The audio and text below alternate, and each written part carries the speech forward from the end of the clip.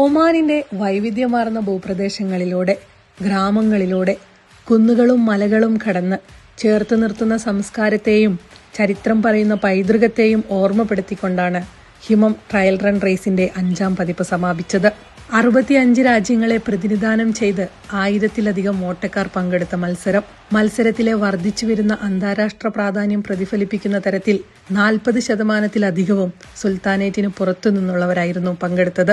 110 kilometre, 55 kilometre, 20 kilometre എന്നിങ്ങനെ 3 റൂട്ടുകളിലായി 3 ദിവസങ്ങളിലാണ് മത്സരങ്ങൾ നടന്നത്. ദാഖിലിയ ഗവർണറേറ്റിലെ നിസ്വ, ഇസ്കി, അൽ ഹംറ, ജബൽ അൽ അക്തർ എന്നീ 4 വിലായത്തുകളിലൂടെ കടന്നുപോകുന്ന തരത്തിൽ ദുർഘടമായ പാതകളായിരുന്നു മത്സരത്തിനായി ഒരുക്കിയത്. ആദ്യ ദിനത്തിലെ 110 കിലോമീറ്റർ ഹിമം മൗണ്ടൻ റണ്ണിംഗ് റേസിൽ മൊറോക്കൻ ഓട്ടക്കാരൻ റാഷിദ് മുറാബിത്തിക് 15 മണിക്കൂറും 54 മിനിറ്റും കൊണ്ട് ഒന്നാമതെത്തി. ഒമാനി കായിക താരം Salih bin Ali al Saidi 16 മണിക്കൂറും 22 മിനിറ്റും കൊണ്ട് 2ാം സ്ഥാനത്തെത്തി. വനിതാ വിഭാഗത്തിൽ സ്പാനിഷ് താരം മെയ്റ്റി മേയർ 17 മണിക്കൂറും 40 മിനിറ്റും കൊണ്ട് 1ാം സ്ഥാനത്തെത്തി. കുട്ടികൾക്കായുള്ള മത്സരവും നടന്നിരുന്നു.